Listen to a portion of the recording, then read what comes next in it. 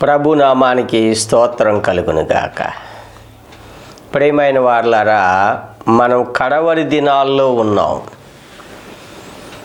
మనందరం కూడా ఏ విధంగా ఉండాలో, ఎలా నడుచుకోవాలో దేవుని వాక్యంలో స్పష్టంగా చెప్పాడు. పరలోకానికి వెళ్ళాలనుకున్న మనందరం పరలోకం యొక్క లక్షణాలు మనకు కావాలి. రైల్వే స్టేషన్కి వెళ్ళామనుకోండి, రైల్వే స్టేషన్లో కొన్ని పద్ధతులు ఉన్నాయి, అవి మనం పాటించాలి. వచ్చిన రైలు ఎక్కకూడదు. అలాగే పరలోకానికి వెళ్ళేటప్పుడు పరలోకం యొక్క ఆ నిబంధనలు, ఆ పరిశుద్ధత, ఆ నీతి కలిగి ఉండాలని ప్రభువు చెప్తూ ఉన్నాడు. కొందరి గురించి చెప్తూ మీరు ఆ విధంగా ఉండకూడదు అని కూడా దేవుడు చెప్పాడు. మనం ఎలా ఉండకూడదో దేవుని వాక్యంలో మనం చదువుతాం. రండి, మత్తయి సువార్త 6వ అధ్యాయం 8వ వచనం. మీరు వారి వలె ఉండకుడి. ఎవరి వలె ఉండొద్దన్నాడు? చాలా ఇక్కడ చెప్పాడు. మీరు వేషధారుల వలె ఉండొద్దు, వ్యర్థమైన మాటలు వచింపకూడదు, దుఃఖముఖులై ఉండకూడదు, రకరకాలుగా చెప్పాడు. మనం ఆ విధంగా ఎప్పుడు ఉండకూడదు. వాటన్నిటికన్నా చాలామంది ఏమనుకుంటారంటే, మేమేమీ తప్పు చేయట్లేదు కదా, పాపం చేయట్లేదు కదా, మేము ఖచ్చితంగా పరలోక రాజ్యానికి వెళతాం కదా అని కొందరు వాళ్ళే స్వనీతి పరులుగా ఉంటారు. దేవుని యొక్క వాక్యపు వెలుగులో పరీక్ష చేసుకోకుండా వాళ్ళు నామకార్థ భక్తిలో ఉంటారు. ఇలాంటి వారి గురించి చెప్తూ ఉన్నాడు, మీరు వారి వలె ఉండకుడి. ఎవరి వలె ఉండకూడదు మనం చూడండి దేవుని వాక్యంలో. మత్తయి సువార్త 25వ అధ్యాయం మొదటి 2 వచనాల్లో మనకి 2 కనపడుతున్నారు. పరలోక రాజ్యము తమ దివిటీలు పట్టుకొని పెండ్లి కుమారుని ఎదుర్కొనుటకు బయలుదేరిన 10 మంది కన్యకలను పోలి ఉన్నది. వీరిలో 5 బుద్ధి గలవారు, బుద్ధి లేని వారు 5 ఇంతే. బుద్ధి లేని వారి వలె మనం ఉండకూడదు, బుద్ధి గలవారిగా ఉండాలి. కానీ బుద్ధి లేని వారిగా మనం ఉండకూడదు. వీళ్ళలో దివిటీలు ఉన్నాయి, పెండ్లి కుమారుడు తెలుసు, ఎదుర్కోవాలని తెలుసు, పెండ్లి కుమారుడు విందులో ఉండాలని తెలుసు, అంతా తెలుసు. కానీ ఏమి లేకుండా వెళ్ళారు? నూనె లేకుండా వెళ్ళారు, అంతే. కనుక బుద్ధి లేని కన్యకలుగా మనం ఉండకూడదు. వీళ్ళు ప్రభువుని ఎదుర్కొంటాకి వెళ్ళారు, కానీ ప్రభువిచ్చే జవాబు ఏంటో తెలుసా వీళ్ళ గురించి? ఏమంటున్నాడు చూడండి అక్కడ, మత్తయి సువార్త 25:12. అతడు మేము నెరుగనని మీతో నిశ్చయముగా చెప్పుచున్నాను. గమనించరా? అయ్యా మాకు తలుపు తీయమంటే ఏమంటున్నాడు?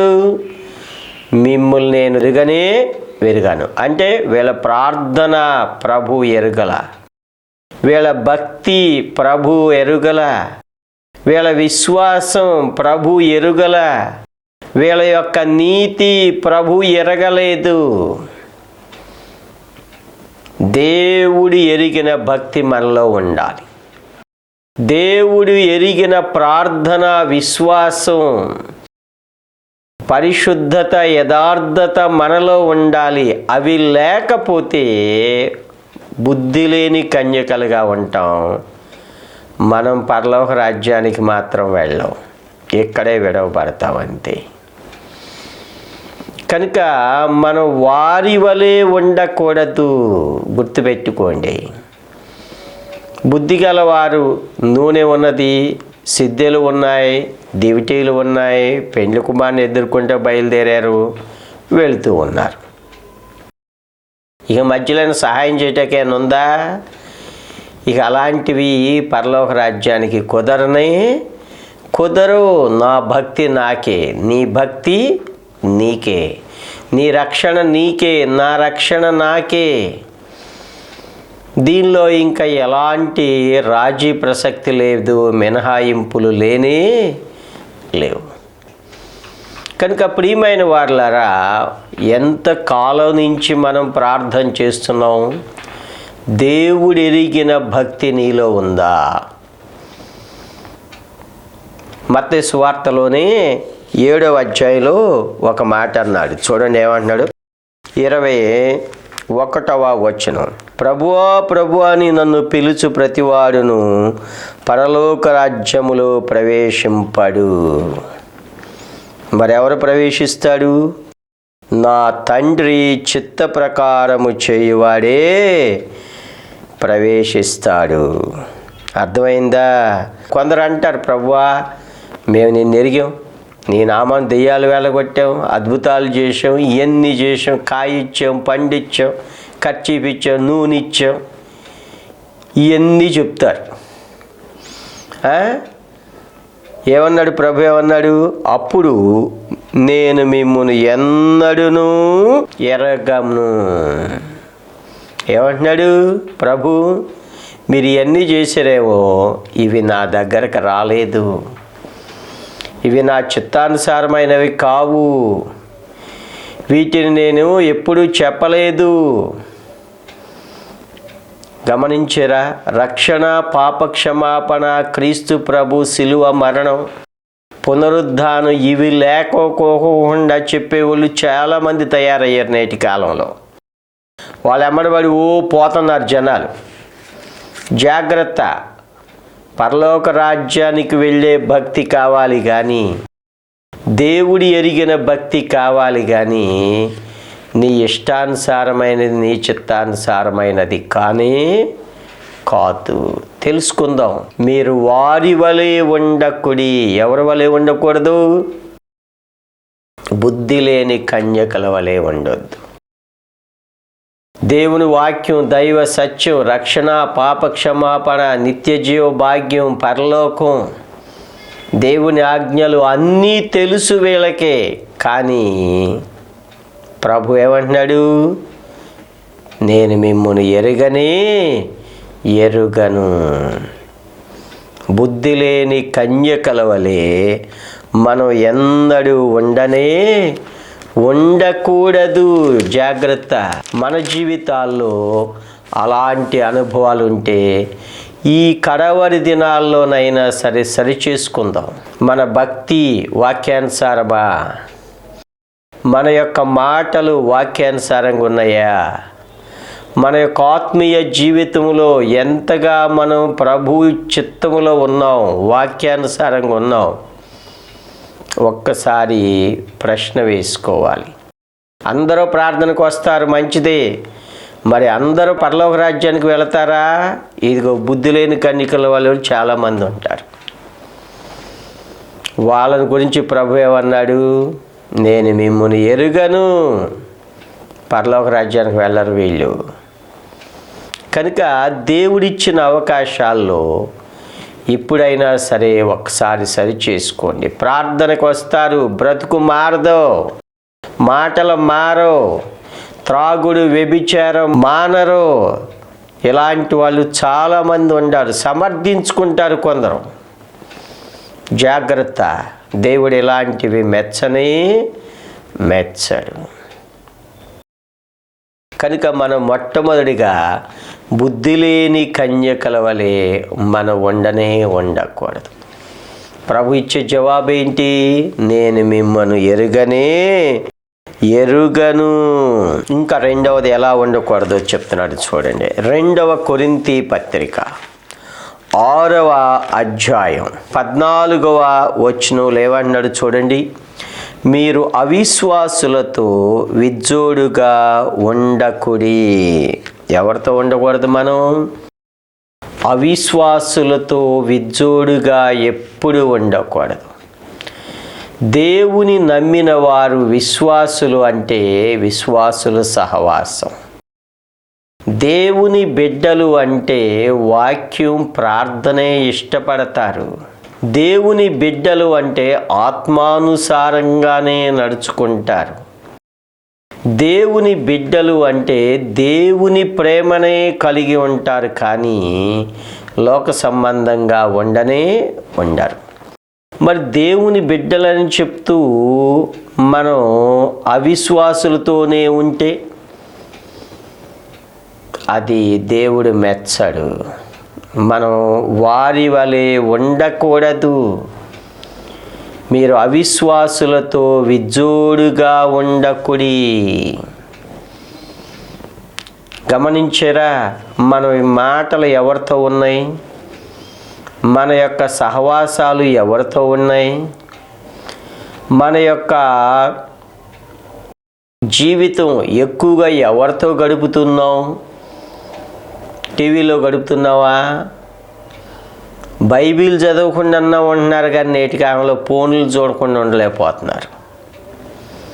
వాట్సాప్లు, ఫేస్బుక్లు, ఇన్స్టాగ్రామ్లు చూడలేకుండా ఉండకపోతున్నారు. ఒకవేళ ప్రపంచంలో లేకపోతే మన ఫోన్ ఒక గంట సేపు ఆగిపోయింది అనుకో, వీళ్ళు ఏమైపోతారో అలా పరిస్థితి ఉంది ఇప్పుడు. కనుక లోక సంబంధమైనది ఇలాంటివన్నీ కూడా దేవుడు మెచ్చడు. మనం వారి వలె ఉండకూడదు. కొందరు ఫోన్లో బైబిల్ చదువుతారు, ఈ బైబిల్ చదవరు. తప్పు. బైబిల్ అంటే బైబిలే ఉంటుంది అంతే. ఫోన్లో బైబిల్ ఉండదు, లోకానుసారమైన చెత్త అంతా ఉంటుంది. కనుక జాగ్రత్త. దేవుని వాక్యానికి ఇచ్చే విలువ, ఆ ప్రాధాన్యత, ఆ గొప్పతనం, ఆ భక్తి విధేయత మనం ఖచ్చితంగా ఇవ్వాలి. గుర్తుపెట్టుకోండి. మీరు అవిశ్వాసులతో విజ్జోడుగా మనం ఉండకూడదు. ఈ లోక మర్యాదను మనం అనుసరింపకూడదు. ఈ లోకస్తులతో మనం ఉండకూడదు. మన పరదేశులం అనుకోవాలి అంతే. దేవుని బిడ్డలుగా ఏమంటున్నాడు ఇక్కడ చూడండి. 18వ వచనం మధ్య భాగంలో ఏమంటున్నాడు?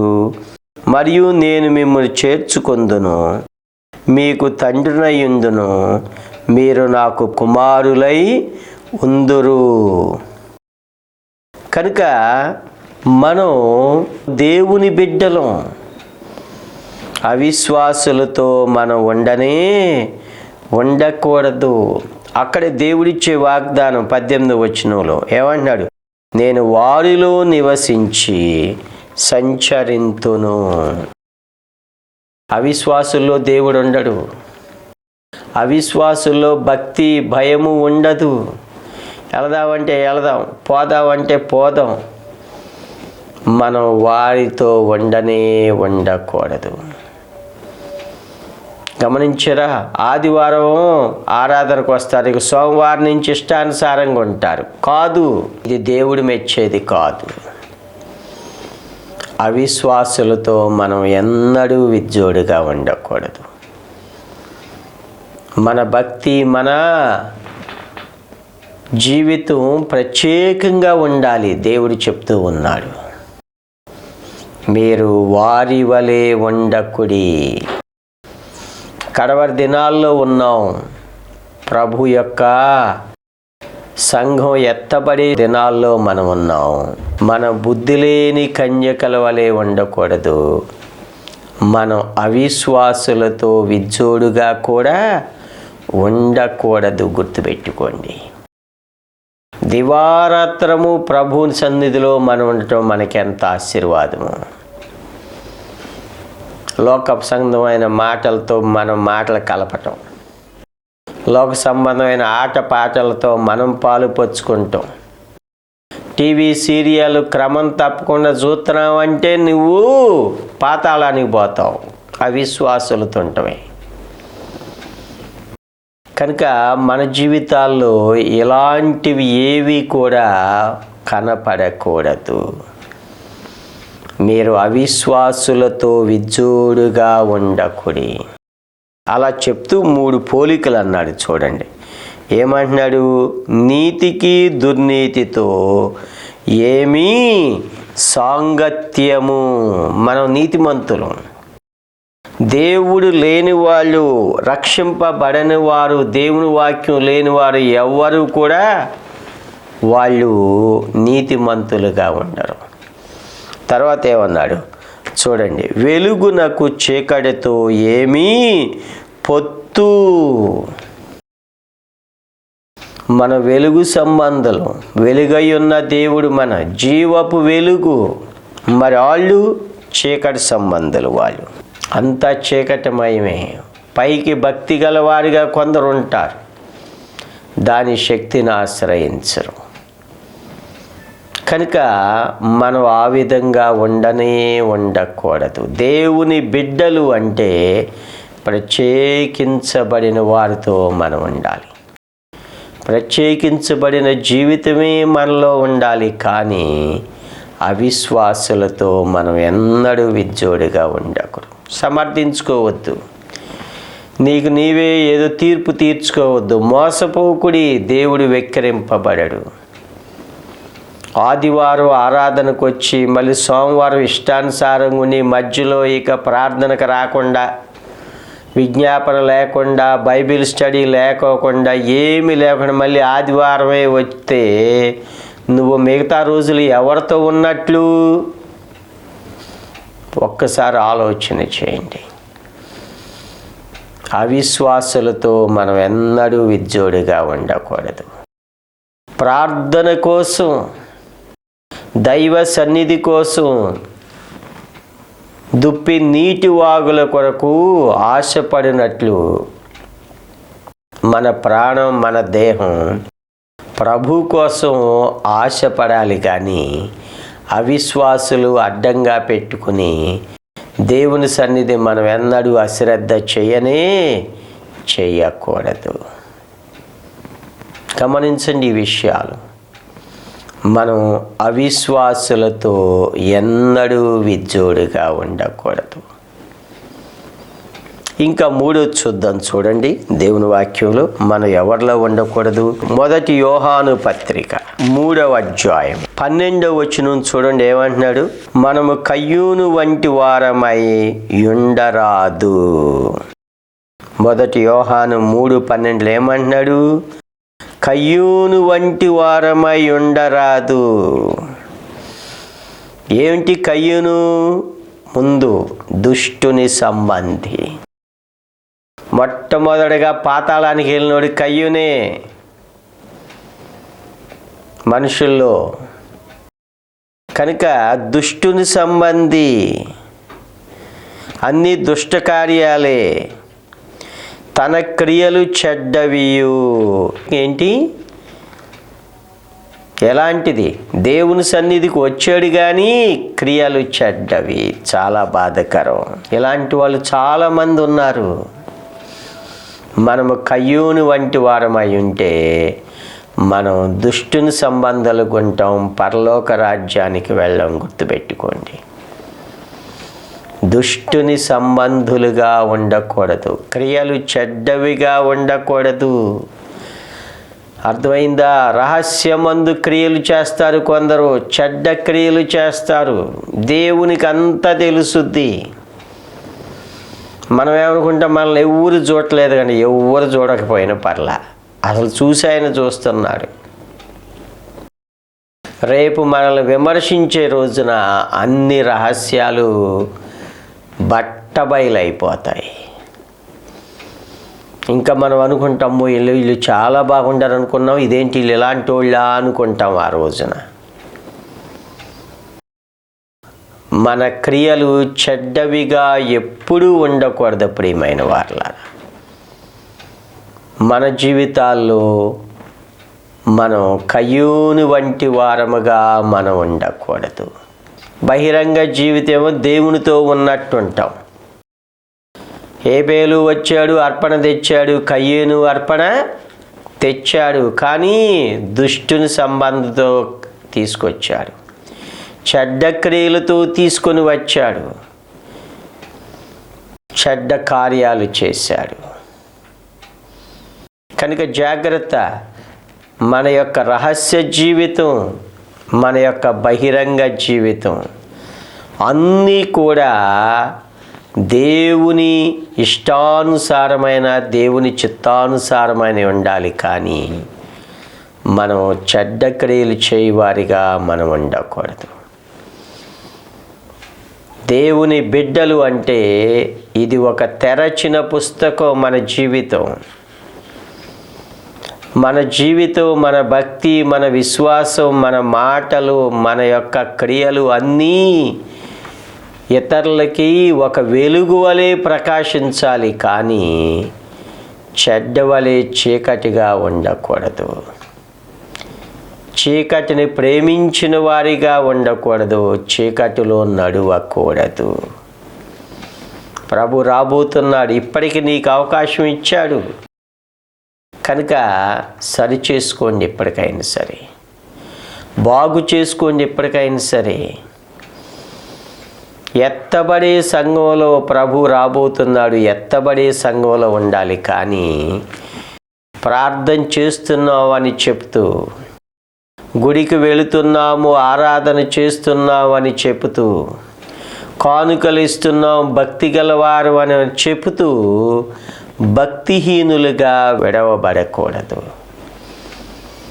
అదెంతో ఘోరం.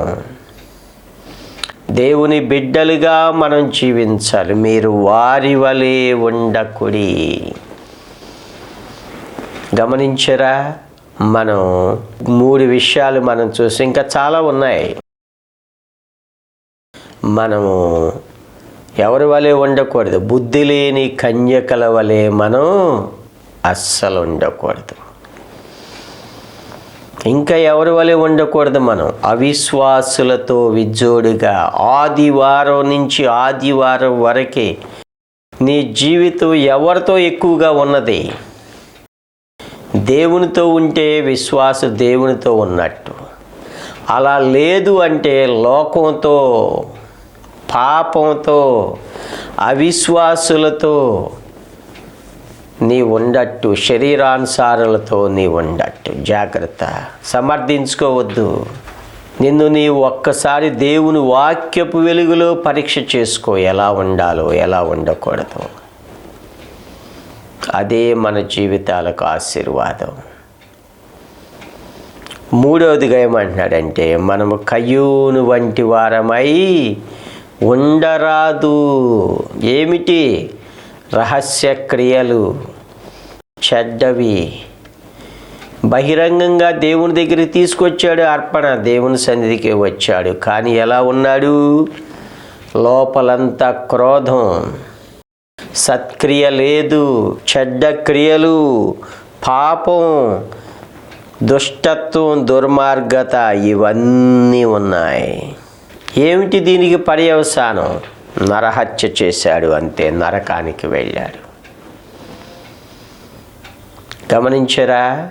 కనుక మనము కయ్యూను వంటి వారమై ఉండరాదు.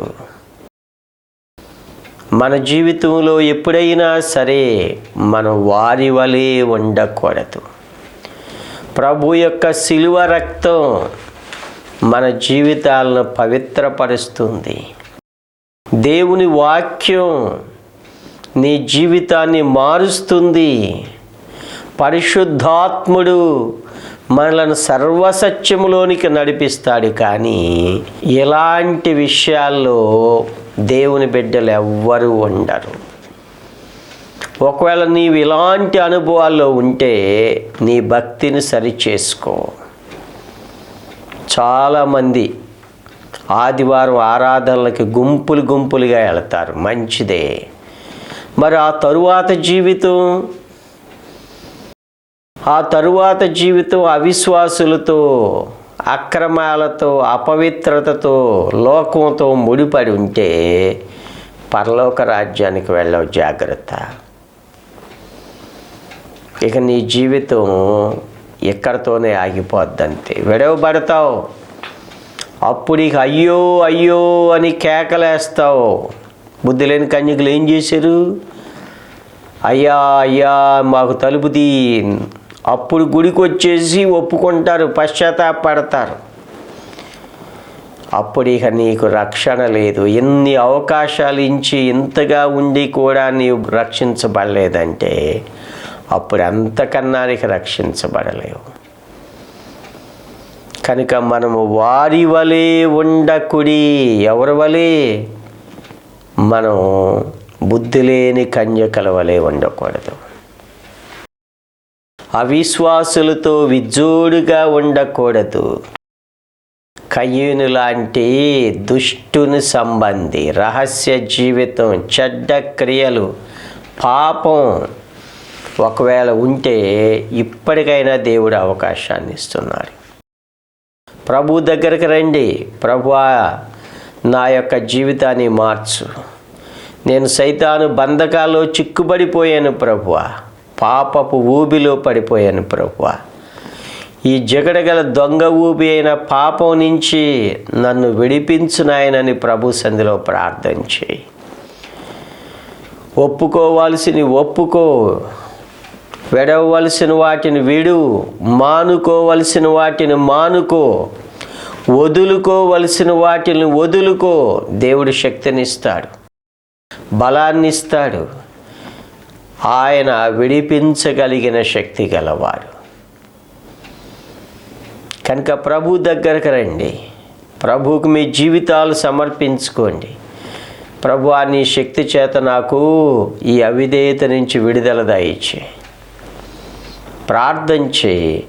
ప్రభు నీ పట్ల కృప చూపుతాడు. నీవు వారి వలె ఉండకుండా నిన్ను దేవుని బిడ్డ వలె ఉండేటట్లు చేస్తాడు. నీవు ఎత్తబడే గుంపులో ఉంటావు, విడవబడే గుంపులో ఉండవు. కనుక ఈ సమయంలో నిన్ను నువ్వు పరీక్ష చేసుకో. నీ అంతరంగంలోనికి చూడు, నీ హృదయాంతరంగంలోనికి చూడు. సమర్థించుకోవద్దు, వేషధారుల వలె ఉండొద్దు. ఒక్కసారి పరీక్ష చేసుకుని ఒప్పుకొని విడిచిపెడదాం. దేవుని యొక్క పరలోక రాజ్యానికి మనం చేరదాం. ప్రార్థన చేసుకుందాం. పరిశుద్ధుడా, మేము నాయన వారి వలె ఉండకుండా మా జీవితాలను మార్చండి. స్వనీతి తీసివేయండి ప్రభువా. సమర్థించుకుంటాం తీసివేయండి తండ్రి. వేషధారణ తీసివేయండి.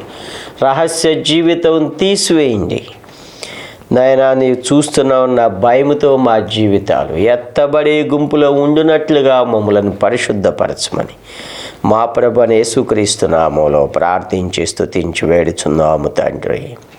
ఆమేన్. దేవుడు మిమ్మల్ని దీవించుగాక.